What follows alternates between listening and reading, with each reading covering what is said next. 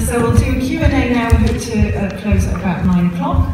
We'll try and do it in an orderly fashion. So first of all, I'd obviously like people to be respectful of other people's opinions, even if they may differ from your own. Secondly, we've invited sixth form colleges from all around the city, so if there are any sixth formers or students that are here, please be brave, put your hands up and make yourselves known. We would really like to get questions from you guys if you can. So what I'll try and do is group them into 3, so we'll get 3 questions and then Dominic can answer 3 at a time, hopefully, and then we'll get through them. Please keep them short and to the point. Okay, let's go down here. My question is this, what is the route to get people's vote?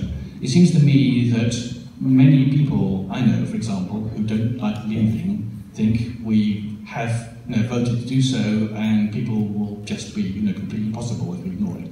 And many MPs feel the same. So I can't see any route as people vote, except one that involves some kind of car crash in Parliament, where Parliament tries to find a way through it and doesn't succeed. And then there's no other way forward, which might involve a resignation Prime Minister, all kinds of things. But I just can't see a way of getting there except by Parliament trying and failing. Can you see any other route? Thank you.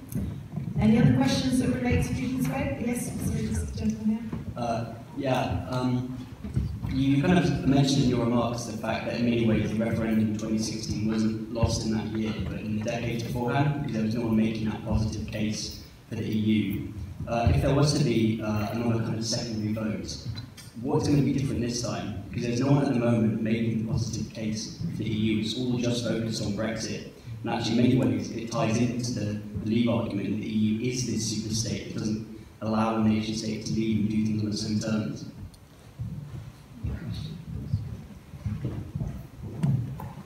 Down the bottom right here. Which party is most likely? Can you wait for the microphone, sorry, so everyone can hear you. Which party is most likely to call for a people's vote? Will it be the Conservatives or will it be Labour? Should I very good question? Try and answer them. Perhaps I just take the third one. Sorry, take the third one. Take the third one first. On the face of it, I don't see the Conservative Party deciding to hold a people's vote. The Prime Minister has said repeatedly that she doesn't want a second referendum. She's indicated she won't have one. There are, of course, good negotiating reasons for that. She may be fearful that if she were to concede the principle of it, quite apart from the effect it would have on holding together a party that is very divided on this issue, she would, it could be argued that it would be exploited by our EU partners in the negotiations, although I have to say, I don't think, it's true that they're said to be very influenced by reading our national newspapers far too much, what I'm always told when I go to Brussels. But I don't think that they are fools, and they must see what the political dynamics are at Westminster. I think the key issue, as I said in my talk, is whether the Labour Party decides that, in fact, they should support the principle of a people's vote. Now, they were absolutely against it. As you'll be aware, firstly, I hope I'm not maligning him, but I have to say that Jeremy Corbyn has no interest in the EU. He never has throughout his career, and he's a revolutionary socialist. So, as I say, he sees the departure moment from the EU as the opportunity to deconstruct and reconstruct the United Kingdom in a totally different way, just as some of my colleagues who think of Singapore and the North East Atlantic see this as a great opportunity. As you know, he wants to do state aid to industry, and this takes us right back to the 1970s, which you can't do within the EU because of the level playing field. That having been said, Labour obviously would like to get rid of the Conservative government, that's normal when you're in opposition, and they also, his aim has been that this process will bring the government down and trigger a general election and he will get into Downing Street. But the problem with that is it's not going to bring the government down because not a single member of the Conservative Party has, obviously Labour are our opponents, even though I've got Labour colleagues with whom I'm really on terms of close friendship. But the prospect of a Corbyn Prime Ministership is not very good news to an average Conservative. It doesn't look like a very good idea, and nobody is going to precipitate a chaotic election at a time of maximum national upheaval, which might lead to Labour being in Downing Street. And if Labour were to get into Downing Street, of course they've just inherited exactly the same problems as the Conservative government, and I hazard a gentle suggestion they would have exactly the same problems when it comes to Brexit. But that having been said, I think that there are some signs within the Labour Party that, particularly now they've picked up from their own constituents, that there is a change in public mood in many of what I call their traditional seats in the Midlands and the North, that there might be some grounds and mileage for a people's vote. So I think, to answer your first question, the third question first, I think that that is the party that is most likely to shift its ground at the moment. And it is going to be critical if a people's vote is going to be achieved, because if they don't, then I have to say to you, I think the chances of it happening are not good, because the numbers do not stack up to achieve it. Now, what's the route to a people's vote? As you appreciate, the first thing that's going to happen is that, one, we have no deal. That is possible. If we have no deal, we have a major political crisis. The second is that the Prime Minister does get some sort of deal and comes and offers it to Parliament. Obviously, Parliament decides to approve it, you're not going to get a people's vote. It will go through, and then the legislation will come in, and whilst it's possible when a legislation, EU Withdrawal Bill goes through Parliament, the government could be derailed because people voted. It would be a bit odd for people to vote for the deal and then to prevent the deal from happening by not enacting the legislation necessary to implement it. Stranger things have happened. It'd be a time of some uncertainty, but I would expect it to go through, and we will leave the EU on the 29th of March, and that's it. But if, as I think is at least possible, the deal may not go through for a variety of reasons, and I won't go over what I said earlier, then it is at least possible that Parliament will indicate, because it seems to me to be the only logical way of resolving this issue, that we should have a people's vote, because the public will have to decide what they want. And I don't really see it as credible for Parliament to say to the government, look, go back and negotiate again and see if you can get a different deal, and this is the sort of deal we want, because the time involved in this is going to be impossible. Whereas I think all the evidence is that if we were to say, look, we need a referendum and we need to decide what we're going to do in the light of your offer, I think the EU would give us that time. There are some complexities around the European parliamentary elections, and those are not very easy, because quite frankly, having an EU parliamentary election in the middle of a referendum campaign on the same subject is just a nightmare, and the trouble is that we have to have MEPs in Brussels, if we are still members, in order to elect the new Commission. The treaty requires it, although it's just possible, I say only just possible, that the EU could we could get the referendum in just before the timeline for that to take place. There's a certain amount of flexibility as to the date on which you hold the European parliamentary elections, or it's even just possible, it's the sort of thing the EU could do, that they could alter the treaty specifically to say that we can continue sending our existing MEPs for 12 months and hold an election thereafter. So I don't think it's impossible. So I can see that Parliament could decide and come together and say we want a people's vote, and I think that is the most likely route to it. Probably the only route. I mean, there is the possibility there might be an intermediate stage of severe political chaos at Westminster as we try to manoeuvre around until people conclude that this is the sensible outcome. And of course, as I say to you, I don't wish to raise your hopes too much. This might not happen, although it's more likely to happen, and this is why you are all so important. If your local members of Parliament, it may not be maybe pushing an open door in Bath, but there are others of you who may have travelled in from outside Bath. If your local members of Parliament start to see that this is actually what people want, and I think there's some evidence, polling evidence, that more and more people want it, Not necessarily because they all want to go out and vote Remain. Must understand that, but I think more and more people are saying, actually, this is the only way out of this conundrum, because we are mired as a country and we can't just continue disagreeing forever. Now, as for the second question, a positive case for the EU. Well, I will say this, and I think there is one difference between now and 2016. I mean, I realise, if you, what was it, Hayley, I can't remember her name on Love Island, you didn't realise, didn't know what Brexit was. But leaving Hayley to one side,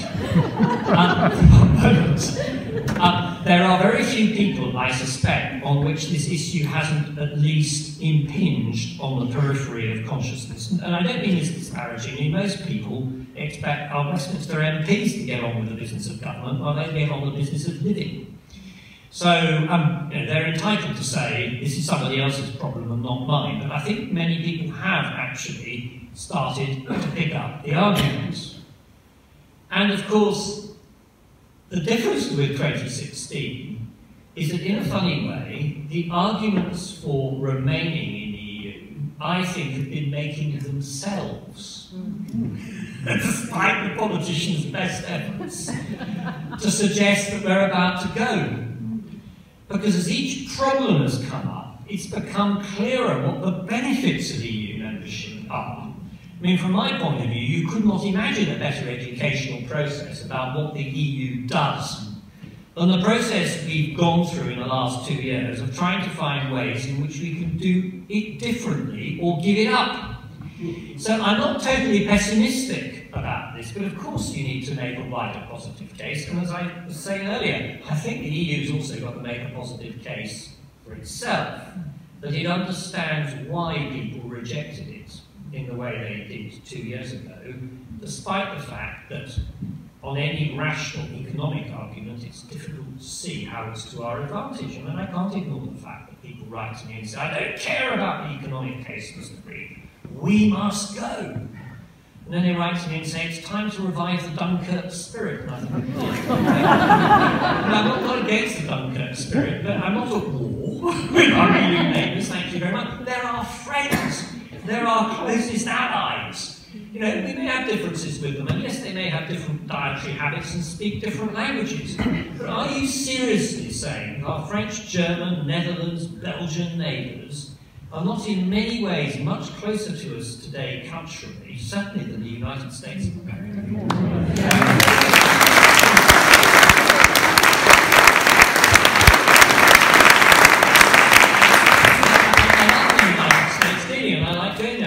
My committee there in 10 days' time, but you only have to look at some of the underlying approaches to the problems there to realise that as Churchill and de Gaulle, I think, once said in one of their moments where they were agreeing during the Second World War, it's a different world. I'm sorry, but the UK has actually been part of Europe, admittedly a bit detached by sea, ever since our history began. And that's where we are. And the idea you can turn your back on their neighbourhood is rubbish. Indeed, even the Brexiters acknowledge it. They say, you know, we are going to be in Europe but not in the EU. But they're just not thinking through the implications of that. So, you can't turn the clock back and say, I wish the EU had never been created. It's there. Are we going to participate and use its structures, using it to best advantage, or are we not? And what are the consequences to us of deciding to do this at a time when there are now very few European states which are not in one way or another tied into the EU system, unless you want to cozy up to Mr. Putin's Russia, which I think most people may by now have concluded is not a very good idea. Great, next. So we've got two on the side. One right at the top, on the right. If we do get a people's vote, can we at least this time really put forward the achievements of the EU? When I first got involved in politics in this city many years ago, it was at the time when Salazar was dictator of Portugal. Franco had just kicked the bucket, The Italians were going commie, the Greeks had the colonels, and now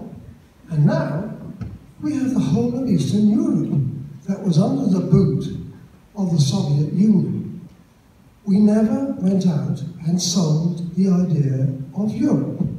We've not had a war since 45, and I'm old enough that my dad took me down the road shortly after the war and told me, when I saw the carts going backwards and forwards, this must never happen again.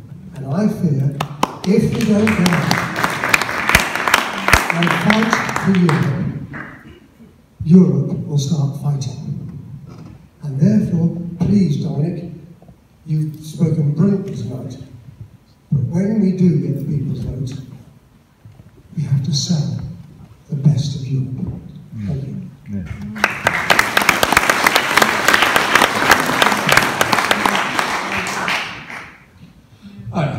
How do you plan on working cross-party to achieve the people's vote in Westminster?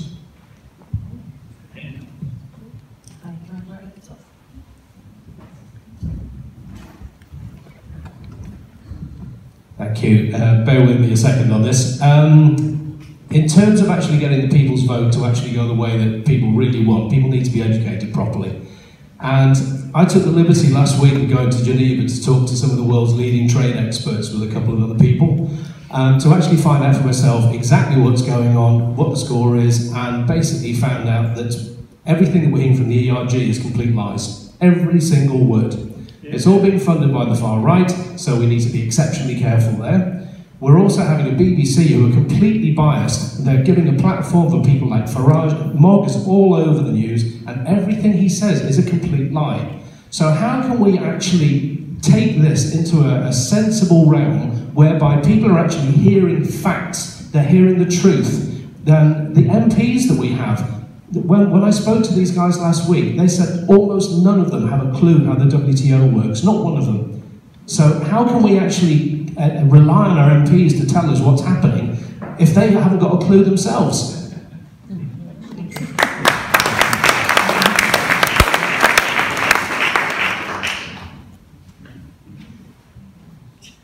Moment of hesitation on the first question was, if we don't get a people's vote. Oh, no, what's it, how can we highlight the achievements? Sorry, beg your pardon. Yes, let's just think about this. I mean, firstly, I agree. I think that Europe, an area of peace, liberty and justice. Now, of course, it's not perfect. Some countries members of the EU, creating rule of law states out of countries that have been subject to tyranny can be very difficult. And some of our partner states, like Romania, there are others, there are continuing difficulties. But nevertheless, the direction of travel is very positive. Yes, I agree with you entirely. It has fulfilled its mandate. And one of the reasons why we joined it in the 1970s was not just because of our economic issues, it was also because there was a perception that this was a valid project. And certainly when I did all my public meetings during the election, but I'm sorry we didn't do more of it, because as I say, I'm very critical of the Remain campaign and the way it was handled centrally. I talked about this a lot. I've got a grandfather and two brothers, and two who were killed in the First World War. One died shortly afterwards, but of its effects. And as it happens, I've also got a French grandfather who served in the First World War and was seriously wounded.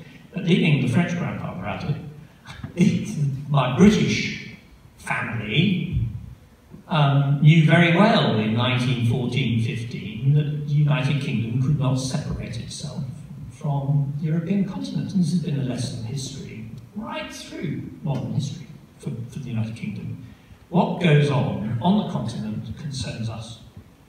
And we have had such a major contribution to turning Europe into what it is today. Not just on the battlefield, but actually in the political processes, even though we weren't in the EU, or the EEC as it then was from its beginning. So of course we should emphasise that. Yes. I'm absolutely clear about it.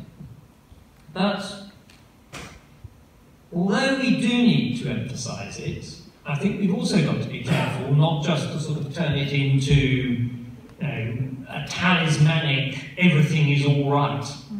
Because there are problems with the EU. I mean, I experienced some of them when I was Attorney General. There are the problems of any large organisation, 27 and 28 member states with us, and the logjam and sclerosis of bringing about needed change. And that is a challenge. And let's face it, the Eurozone did not show itself cleverly responsive to the 2008 crisis. And that was partly because of that. And people are entitled, ultimately organisations tend, don't they, to, if they are successful, the same with governments. The government succeeds in meeting the economic needs of its citizens and is seen as competent, then it gets re-elected. And for a long time, the EU was seen as being pretty competent at delivering growth, stability, and peace.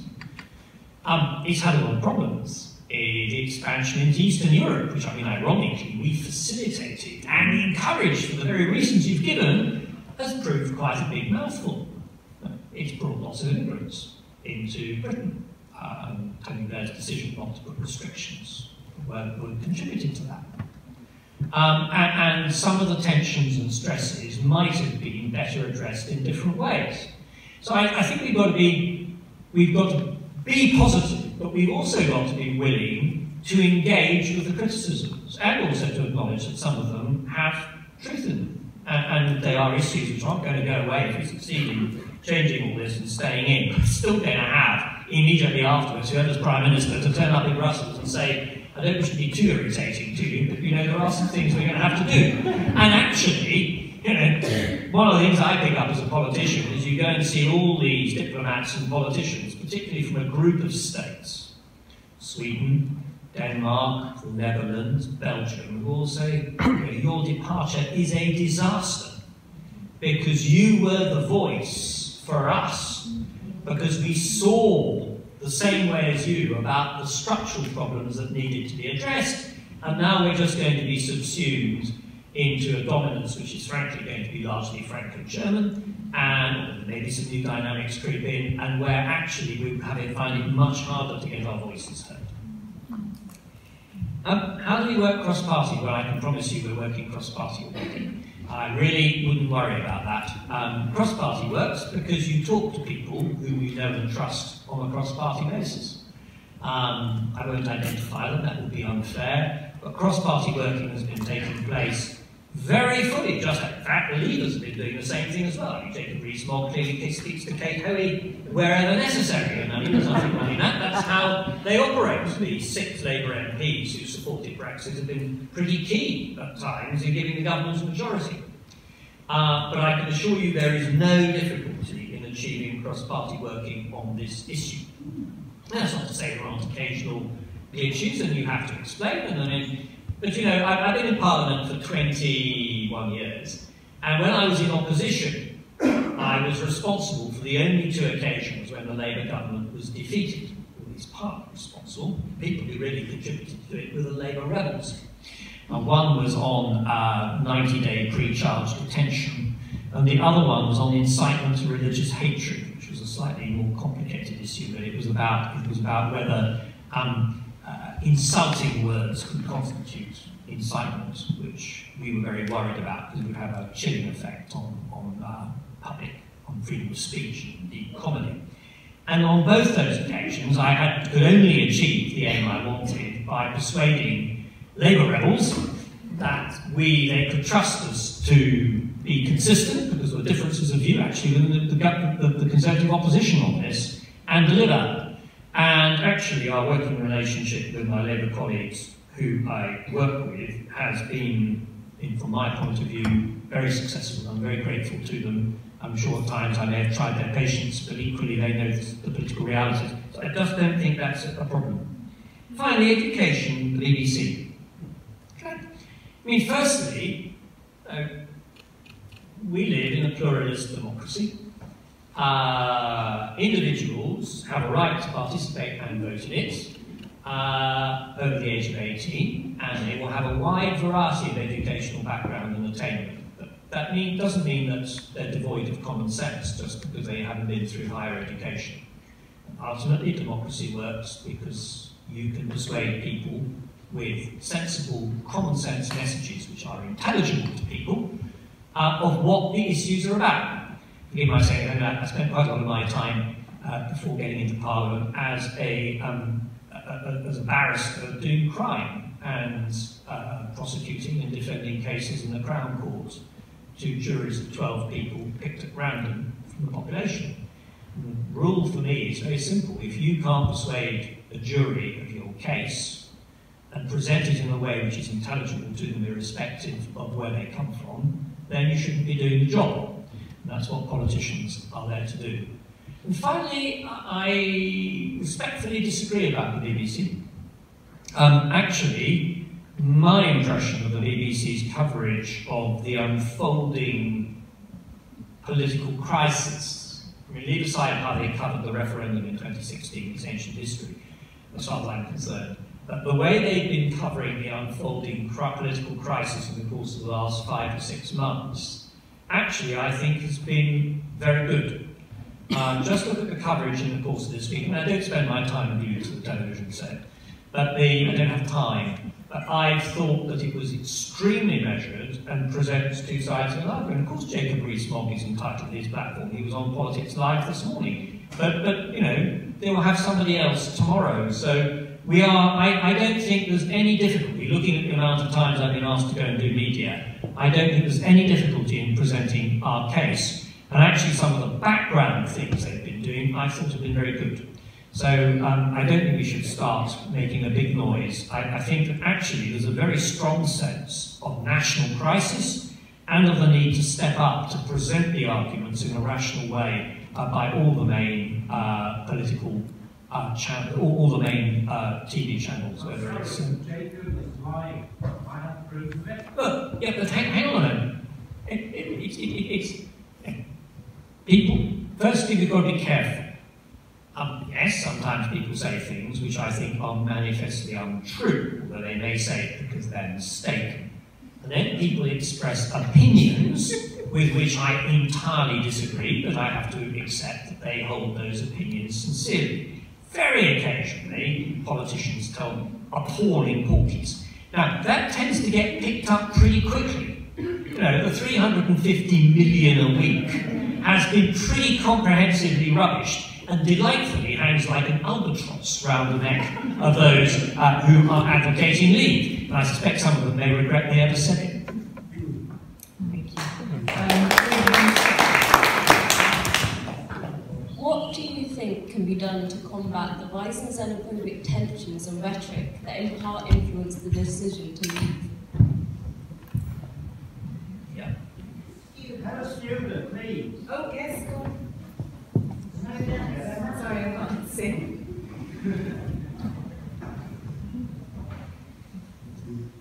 So I'm just wondering, if we were to have a second referendum, wouldn't the people who previously voted to leave feel betrayed by the Conservative government, and so vote against the Conservative government in the next general election? And Mr. Grieve, I believe your constituency actually voted majority leave, so wouldn't they feel betrayed by you? And surely under the nature of the first past the post system, when the votes are so split out, that the Labour might get into power. So surely it's more important to keep Labour out than to maybe try to remain. Yeah. There was a row of you, hands up. Yeah. So you mentioned the systematic flaws that you found in the EU.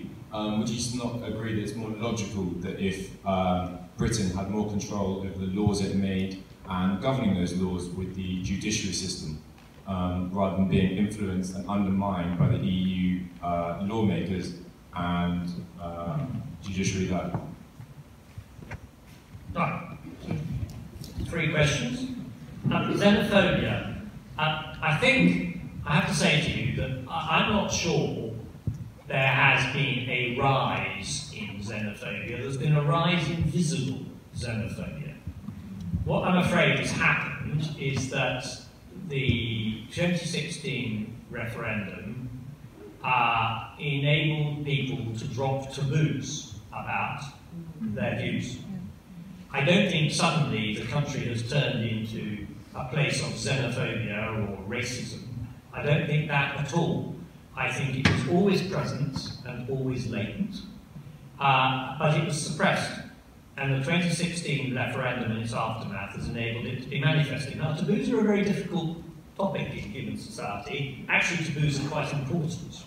On the whole, if you all went around saying everything we're thinking at any given moment, human society would probably collapse. So probably with most marriages, I suspect.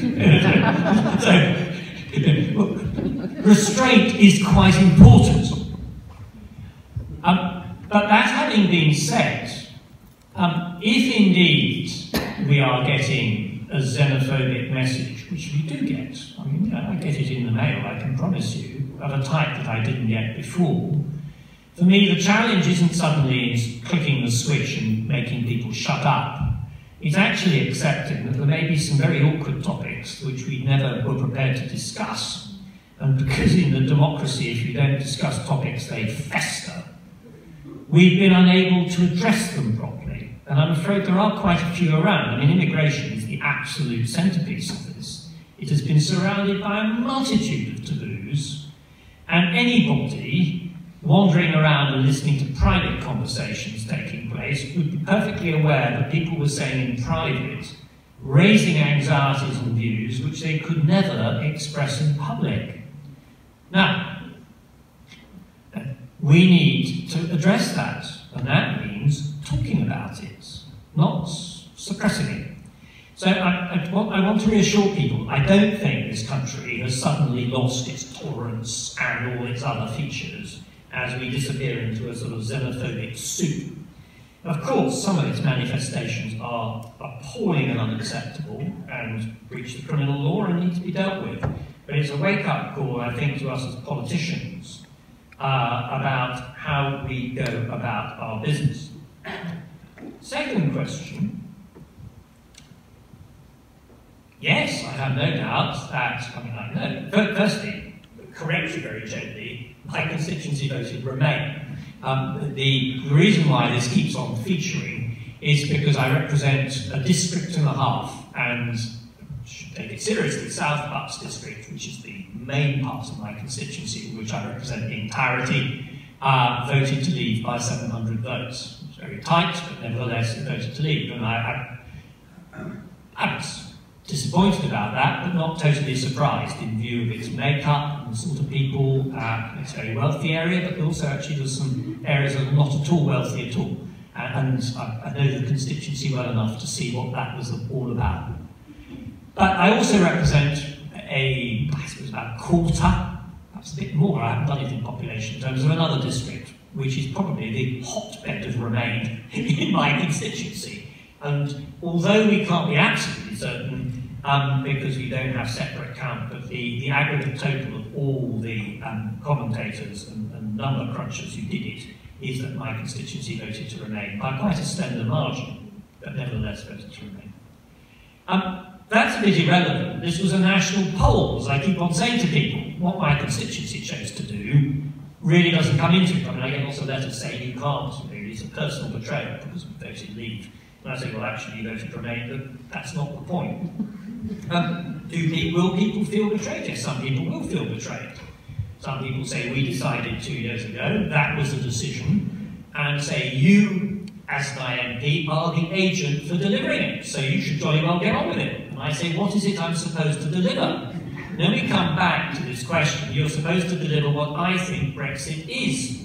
But that was not the question. Now, of course it's the case that if I, as a Conservative, campaign for people's vote, if I, as a Conservative, I don't know, succeed in a people's vote and coming to an outcome which is not that which some of my Leave constituents want, they may chuck me out. I mean, most of us, to be honest with ourselves, most of us have issues with our own Conservative associations. Some of my colleagues have had very serious issues. It may be that as a result of coming here this evening to speak to you, some of my issues may get more difficult for me. But I've just got to accept that cheerfully, I'm afraid. That's my job. If that means that eventually my association deselects me in a general election, then that's something I have to live with. It's their right. I will obviously try to persuade them not to do it, but I have to live with the fact that they might choose to do it. Equally, if there was a general election and my association backs me, the electorate might reject me. That's politics. But on your question about won't this be an open invitation to the electorate to vote Labour, and all I will say as a Conservative is I can't think of a more open invitation to vote Labour than if my party carries out a Brexit which doesn't work. And over the next 2 years, my Labour colleagues, perfectly understandably, will keep on pointing the finger and saying, look at the mess they've made, because they put up their hand and say, nothing to do with us. So, honestly, my view is that nothing is more, from my personal political point of view as a Conservative, nothing is better designed to deliver a Labour government in 2022 than a fudged, dreadful Brexit, which turns out to be a mess. So, from my point of view, I much prefer to see a Brexit that works, or a non-Brexit, and I don't think there is a Brexit that's going to work, than something which is going to deliver nothing but mediocrity over the next 3 years. So, I can see that.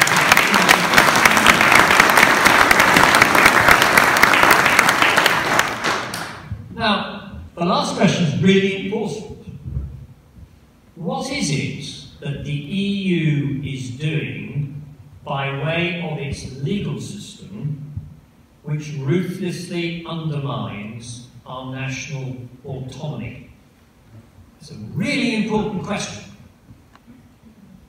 We sign up to an international treaty which says that in some areas we make rules in common, and the ultimate arbiter of those rules is the European Court of Justice, an international tribunal on which we have representative judges and to which we can go and argue.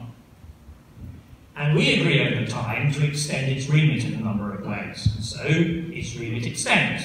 The principal remit is the level playing field. Other remits include those areas of security, home affairs and justice where we've agreed to give it competence. And there are some social areas. I myself was not in favour of signing up the social chapter, but Tony Blair decided to do it. John Major had an opt-out, so he secured a number of opt-outs on areas that we regarded as important, and we still have. Of course, that does mean that in those areas, unless we leave the EU, Parliament does not have the ability to legislate on them, and that ultimately our own courts will apply EU law in those areas if there is a discord between that and our own national law, and Parliament will not legislate in ways that are going to be not in accordance with EU law. And the EU Parliament exists to provide some sort of democratic framework, but ultimately it's the decisions of the Council of Ministers which we sign up to, like any other international treaty. We are signed up at the moment to around 14,000 international treaties, each one of which imposes obligations on the United Kingdom which we agree to observe. And over 800 of them have arbitral mechanisms for resolving disputes. I once went to Istanbul to argue a case with the government of Mauritius about the rights of the government of Mauritius or their fishermen in the Chagos archipelago in the Indian Ocean. And I regret to say the outcome was not entirely favourable to the United Kingdom for a variety of reasons, so I hope it wasn't because of my lack of advocacy, but maybe our case wasn't as good as it might have been. But at any rate, we accepted it. And we consider ourselves bound by it, because without that we don't have an international rules-based system. The only difference, and I accept it's a significant difference, is that in order to make the EU work, the EU decided that not only did countries have to observe the decisions of the court, but the decisions of the court have direct effect, which means they're implemented directly by our own national courts. You have to make a choice. Do we accept that or don't we? But as I was trying to highlight in my talk, the irony is that we are about to leave the EU And yet we are going to continue to be significantly bound by decisions of the European Court of Justice for 2 years vassalage without any input into how these laws are made. And after that, in areas like the Common Rule Book, I can assure you it's going to be the European Court of Justice which is going to call the shots, even though we've talked about setting up commissions and everything else. Ultimately, it's the ECJ's jurisprudence that is going to decide things. And that's how international, modern, globalised world works, unless you want to tear the rule book up. And interestingly, lawyers and judges are so familiar with this that they don't see this as a major issue. What is the last decision of the European Court of Justice which has really caused ripples? Well, I can think of it actually, because it concerns me rather directly, was their decision on data retention. Some people believe it's a good decision, I happen to think it's a rather poor decision. But then there are poor decisions made by our own courts as well. Now, most lawyers go into court and think that their case is rather good and then they lose it. So 50% of the people who go and litigate are disappointed. By international standards, the European Court of Justice is not a bad court. I don't like the building. I don't like some of the underlying attitudes. The building is Brobdinian. But which do you prefer? Do you prefer an international treaty organisation which sees the law as being its absolute supreme rationale, or one where it's the politicians? I have to say that whilst I believe in the sovereignty of Parliament for the United Kingdom, I would rather see the international treaty organisation subject to the rule of law, which it undoubtedly is. The EU is immensely respectful of the law. That's why it gives it its special status. That's why leaving the EU has proved so complicated over things like the Charter of Fundamental Rights. I'm not necessarily a great fan of all of it, but it's there to control the bureaucracy. And we're actually leaving, incorporating a lot of the law and abandoning the checks. It's a very odd way of going about it. I can promise you our legal system is not being enhanced by this process, and the so-called taking back control is, in my view, largely mythical. Sorry, I've gone on a bit, but then you're talking to a lawyer. I hope I've explained it in simple language. Of course there are drawbacks with being membership of the EU, but there are drawbacks with signing up to any international treaty. Even North Korea signs international treaties, not that it observes them very much, but I would much prefer to be involved in an international rules-based system, and that inevitably fetters your constitutional autonomy. The question is it in the national interest? And of course, if you don't like it, you can pull out, which is what we're debating.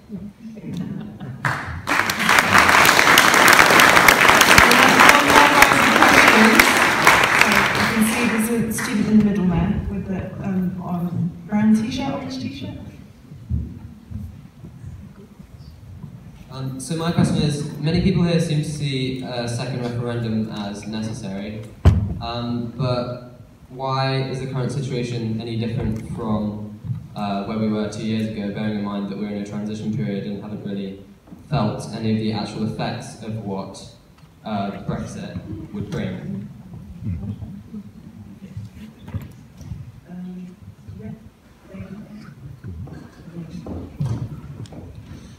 As an MP, you have people writing to you with different opinions. For those of us whose MP is Jacob Rees-Mogg and with whom we do not agree, what advice can you give us as to how we can help to change his mind?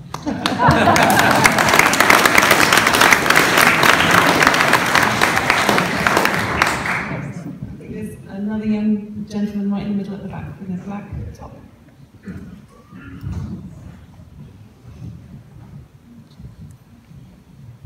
Hi there. As a young person who wasn't able to vote in the Brexit referendum, I would like to ask you: do you see any positives with Brexit going forward, especially considering we're going to have to bear the brunt of the effects of it? Right. What's the difference with 2 years ago? It's a very good question. You're right. 2 years ago, we had a debate and we voted and we came to a decision. But as I think I tried to tease out in my talk, it was a very abstract debate. Of course people theorised, but 2 years down the track, it's true that we're still dealing with a lot of speculation, because of course, when we leave, if we're leaving, we're going to leave with a transition agreement. So what do we know now that we didn't know 2 years ago? Well, we know a number of things. We know, firstly, that the transition agreement and the withdrawal agreement is going to cost us around £40 billion. Whereas then we didn't know the exact figure, although we knew there was a figure. We know that the terms of the transition, which we didn't even talk about, actually, there was no talk about transition at all in the 2016 referendum, I can remember, is 2 years of vassalage. There I agree with Boris and Jacob. I mean, that's effectively what it is. You're bound by the rules, but you're no longer in the club. It's a very odd state of affairs. So we know there's 2 years of vassalage when we have no options, but effectively to be signed up to almost everything. And that's the necessary time to bring about changes. But most significantly, albeit it's true that we will not have a treaty concerning a long-term relationship at the time we leave, we now have a much better idea of a likely continuing relationship that we will have with the EU, and its limitations and its advantages. And they are, in my view, very significantly different from what the Leave campaign was offering in 2016. 2016, the Leave campaign was saying, it's all going to be very easy, there will be an agreement reached very quickly which will continue to allow us to have access to EU markets for goods and services on very similar terms, and the reason for that is because it's as much in their interest as it is in ours, and as long as we're robust, we'll get what we want in a free trade agreement, and we will be free to do all those other things, and free of the hated jurisdiction of the European Court of Justice. As I have tried to explain, the European Court of Justice is going to continue to loom jolly large in our lives, even though we're no longer a participating member of it. The free trade agreements look much ropier than we might ever have envisaged. The idea of all these free trade agreements with third countries look far more speculative than they did 2 years ago. And the downsides and costs that might come to us of leaving are, I think, much more readily apparent in some of the things that are already happening. Now, it's true, you know, reductions in inward investment, which has been so important to our economic success in the last 10 years, it might be temporary due to uncertainty. But, you know, I mean, I think the evidence is pretty clear. If we're leaving on, unless we leave on terms which give us effectively a customs union participation with the EU, I mean, I think it's curtains, for example, for our motor manufacturing industry. I mean, I really do. I think they won't go immediately, but companies like Nissan and Toyota have made very clear that they have 5-year plans, and then when they revive, they're not doing any further inward investment, and when the 5-year plan is over, they will move. And the financial sector is, as I've already indicated, already doing that. It's reversible, because it's a pretty mobile sector. And the City of London will doubtless survive. But I mean, we are going to take a hit. People, you know, I know people say it's the experts and they don't know what they're talking about, but the hit is already here. Europe is going through an economic boom at the moment, or was until very recently. It may now plunge again into further crisis, and boom and bust tends to come back. It's cyclical. But whereas 2 years ago we were well ahead of our European partners in terms of economic growth, we are now immensely sluggish in comparison. Is that a blip or is that a permanency? I think it's a permanency. All the experts say it's a permanency. But yeah, some of my colleagues don't accept that. That's their right. But I mean, I really do think that this is an issue. Now, Jacob. My friend and colleague Jacob Rees-Mogg has a very clear view about the benefits he believes the country will derive from breaking free from the European Union, and he has a very radical view about what he wants. Now, it seems to me to be apparent from some of the things he was saying even today on Politics Live, that he's not going to get what he's asking for. So I have to say, if I would say, I'd sit down and say this to him personally, but you might like to write to him and say, you know that the vision you had is not going to be delivered. And I think the vision that is going to be delivered, plus your vision, are things I don't want at all. And it's much clearer what sort of problems we are now going to face. Why should you saddle me with this ropey outcome and deny people the opportunity to vote on it? That's what I go and ask you. Because I have to say, I think it's a situation which leaves him in some state of delicacy. He'll probably come back and say, oh, well, you know, the principle was agreed, so we can't go back on it. But that's just rubbish. It really is rubbish. I mean, we're a democracy. You don't elect a parliament and then say, of course, the parliament, you're going to have a Conservative government until kingdom come. Even I might think that that wasn't a very good idea. Or indeed a Labour government until kingdom come. You're entitled to change your mind. And we're over 2 years down the track, and the circumstances have changed, and that's what I would say to you.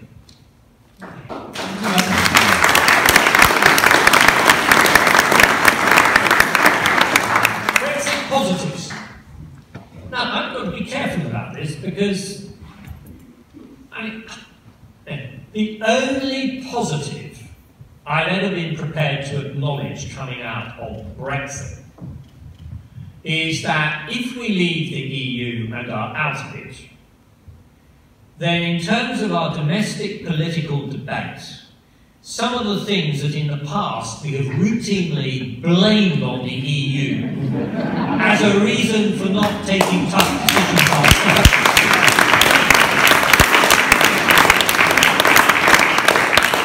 we might have to face up to and debate. And in fairness, I mean, I must be very careful, because I say the Prime Minister is a very old friend, but I mean, I suspect that that may be one of the things that has motivated her in the way she's tried to approach this. She said, actually, perhaps this has been such a long and sometimes rather sterile debate, diverting us from other things. Perhaps we are better off out, even though we're going to take a big economic hit, because I think she knows in her heart that that's what's going to happen. She's just trying to minimise it. But she feels she has to go along with what was determined 2 years ago. I mean, I think her approach to this has been utterly honourable, even if at times I've disagreed with her. And yes, I mean, I can see that that could be the case, and that therefore, as a young person now in a post-Brexit world, you may find that there is an invigoration of national political debate, which in a funny way, our membership of the EU has, in curious ways, suppressed or diverted.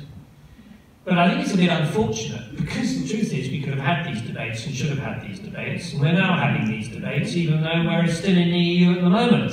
So I don't really think that this is anything other than a psychological hang-up. I have to say to you that apart from that, in the short to medium term, I cannot think of an advantage from leaving the EU at all. As I said earlier,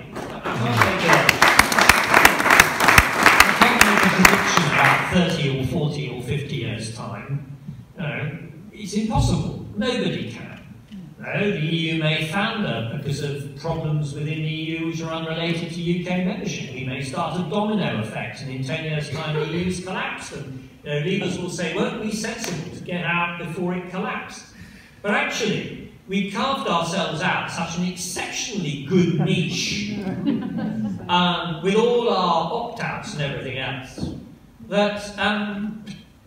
that really we were quite safe. We'd done very well. We were in a position of influence, yet we weren't in the inner circle. I mean, we positioned ourselves, I think, thanks to people like John Major, who's never got the credit he deserved. I think we've done rather well out of this.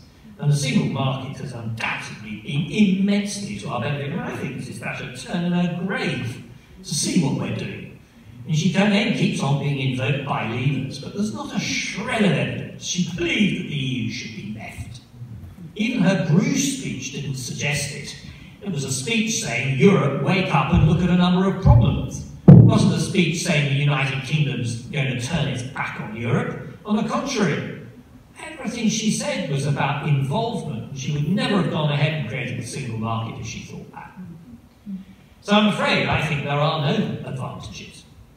The real disadvantage I can perceive is I have a horrible feeling that in 20 years' time, people with the EU succeeds, people will be talking about joining it again. And of course, at that stage, we won't have all those wonderful opt-outs we've previously negotiated. So we will be substantially disadvantaged. So, I mean, obviously, you must listen. You're entitled to your own view. You must listen to what people like Jacob say, actually. You may have a persuasive argument for why we're going to do better outside. But the argument about global trade, simply to my mind, does not stack up. There's nothing to prevent us from trading globally. The other argument I get from some people is look at the balance of payments. It's a rather old-fashioned argument, but it's one that we are in deficit to the EU. We import more from the EU than we export to them. If we leave the EU, we will find that our balance of payments and our national wealth will grow. Well, that's on the basis that we are able to secure alternative markets for those same things which are cheaper and export to those markets. Now, there are emerging markets around the world, and doubtless, let's be careful about this, some of the EU's policies, particularly on agriculture, do have a protectionist stance. And one of the most interesting aspects is farmers voting for Brexit.